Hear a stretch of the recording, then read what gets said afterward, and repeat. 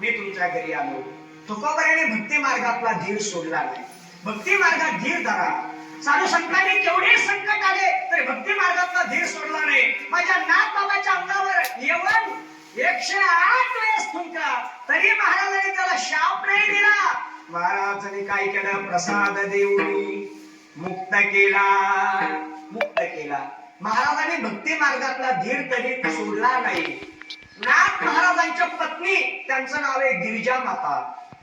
ब्राह्मण मंडळीला भोजन वाढत होत्या आणि भोजन वाढत असताना एका ब्राह्मणानं नाथ महाराजांना राग आणण्याकरता काय युक्ती केली?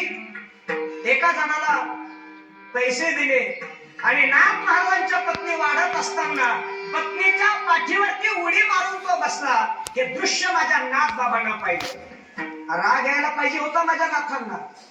नाथ महाराजांना राग नाही आला. उलट नाथ महाराज म्हटले, गिरिजे पाठीवरती बाळ आहे, पडेल. गिरिजा माता म्हणतात, महाराज नाही, मला हरिपंडिताला घेऊन वाढण्याची सवय नाही, माझ्या बाळाला पडू देणार. तरी नाथ बाबाने भक्ती मार्गातला धीर सोडला नाही. नाही सोडला. मेळाबाईने भक्ती मार्गातला धीर सोडला नाही. अरे 16 वर्षाची तंगाबाण पोरगी, मुखामध्ये भगवत चिंतन आहे, भगवंताचं भगवान कन्हैयाचं भजन करते मीरा. बापाने विचार केला, आपल्या कुळात त्या मुलीला जिवंत ठेवायचं नाही, कुळाचा सत्यानाश केला या पुरीनं. त्याच्याकरता पोटच्या बापानं मीराबाईला मारण्याकरता विषाचा पेढा हातात घेतला आणि माझ्या मीराबाईला मारण्याकरता विषाचा पेढा हातात दिला. माझ्या मीराबाईने पेढा हातात घेतला आणि भगवान कन्हैयाच्या भजनाला प्रारंभ केला आणि भगवान कन्हैयाचं भजन करत करत करत माझ्या मीराबाईने विषाचा पेढा प्राशन केला. तरी सुद्धा मीराबाईला भजन सोडलं नाही. आणि केवढा भगवंताविषयी मीराबाईचा भजन मार्गातला, भक्ती मार्गातला भाव आहे. ऐका, भक्ती मार्गातला भाव सोडला नाही. ज्ञानोबारांच्या अंगावर गाय टाकला, माती टाकली, दगड टाकले. ज्ञानोबारांनी भक्ती मार्गातला धीर सोडला नाही. ऐका, महिलांच्या जीवनातला एक मोठा सण आहे सौभाग्यवती स्त्रियांचा मकर संक्रांतीचा सण. आज सौभाग्यवती स्त्रियांनी काहीतरी वाण दिलं पाहिजे, दान दिलं पाहिजे. मुक्ते, हे घे गुळ, हे घे पीठ आणि हे घे तेल. कशा करता?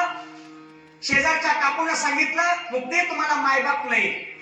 मुक्ते, तुझ्या आईनं रुक्मिणी मातेनं पुरणपोळीचा स्वयंपाक जेवू घातला आणि पुरणपोळीचा स्वयंपाक जेवू घालून तुमचे मायबाप या जगातून निघून गेले. त्या दिवसापासून तुम्ही गोड खाल्लं नाही. हे घे गुळ, हे पीठ घे, तेल घे, आजच्या दिवशी काहीतरी गोडधोड करून खा. मुक्ताबाईच्या डोळ्यातून अश्रू अनावर झाले. मुक्ताबाईनं गुळ घातला हातात, पीठ घेतलं, तेल घेतलं आणि आपल्या ताटीमध्ये आल्या. ताटीमध्ये पाहिलं ज्ञानोबाईने, मुक्ते काय आणलं असे? दादा, शेजारच्या काकू नाहीत का? त्या काकूने आज वाण दिल्यानंतर आपल्याला दान दिलं. दान, गुळ दिला, पीठ दिलं, तेल दिलं. काय म्हणाल्या काकू? काकू म्हणाल्या, तुम्हाला मायबाप नाही, आज चांगलं चांगलं गोडधोड करून खा, असं म्हटल्या. बर बर बर. लगेच मुक्ताबाईच्या डोळ्यातून अश्रू अनावर झाले. दादा, काकून आपल्या आईची आठवण करून दिली ना? दादा, आपल्या आईने असाच पुरणपोळीचा स्वयंपाक केला होता ना गोडधोड? आपली आई आणि बाबा झोपेत टाकून निघून गेले आपल्याला. इथूनच गेले ना आई बाबा. तात आणि मात, तात आणि मात गेले शेतून. इथून आपले आई बाबा आपल्याला सोडून गेले. आदल्या दिवशी आपल्या आईनं पुरणपोळीचा स्वयंपाक केला होता आणि आपल्या आईने आपल्याला आग्रह करू करू खाऊ घातलं. घे दादा, घे काका, घे मुक्ते. जन्मदाती आई मला कळत नाहीये, पण आईच्या प्रेमाची उणीव मला कधी भासू नाही दिली. माझ्या ज्ञान दादाला नाही भासू दिली. दादा नाही भासू दिली.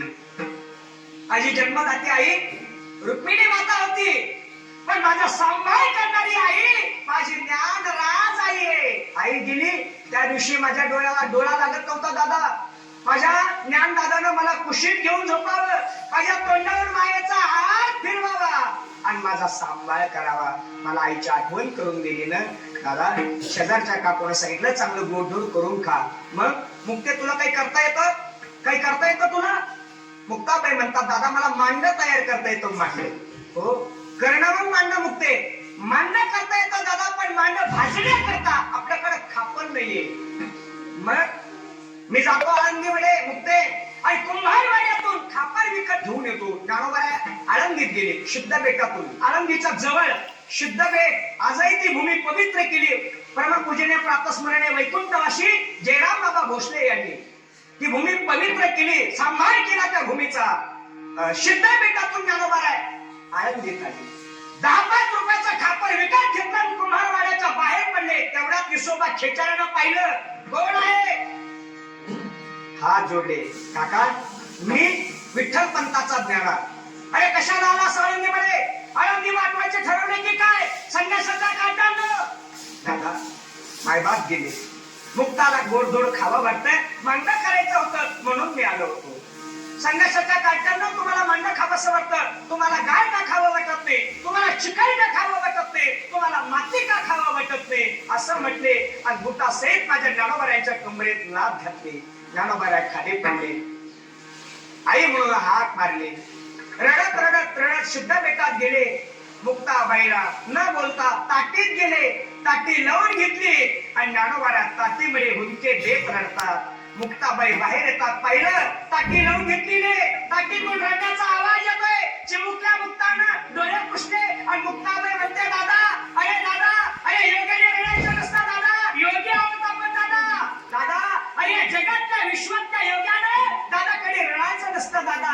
चिमुकले मुक्ता उपदेश करू लागल्या, दादा योगी पावन मनाचा, योगी पावन मनाचा, हरी साय अपराध जनाचा,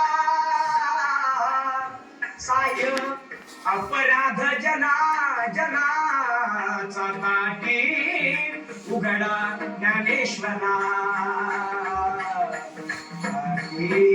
उघडा ज्ञानेश्वरा, ज्ञानेश्वरा ताटी उघडा ज्ञानेश्वरा, ताटी उघडा ज्ञानेश्वरा.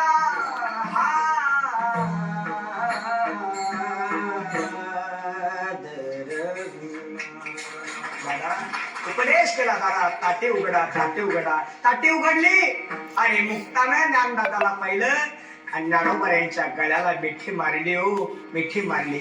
संतांची बोली विठ्ठलाची बोली. ज्ञानोबा यांच्या गळ्याला ज्या वेळेला मुक्तानं मिठी मारली, मुक्ता ज्ञानोबा यांचे डोळे पुसते. दादा रडायचं नसतं योग्यानं दादा, मुक्ता उपदेश करू लागल्या. आणि मग ज्ञानोबा यांनी डोळे पुसले मुक्ताचे. आणि मग मुक्ता म्हणते, दादा खापर. आणि मग खापर फोडून टाकलं विसोबा खेचारानं. बरं मग मुक्ते तुला मांड तयार करता येतं? हो. मग कर ना मांड. दादा खापर नाही ना, मांड तर तयार कर. मग मांड तयार केलं. आपल्या महाराष्ट्रातल्या महिलांना मांड करता येत नाही. खानदेशात गेलं ना तर मांड तयार करता येतं, हातावरती मांड करता. मुक्तानं गोल असं सुंदर मांड तयार केलं. दादा मांड तयार झालं, टाकायचं कुठं? ज्ञानोबा खाली वाकले, आपल्या पाठीवरती अग्नीचा दार तयार केला. का बाबा?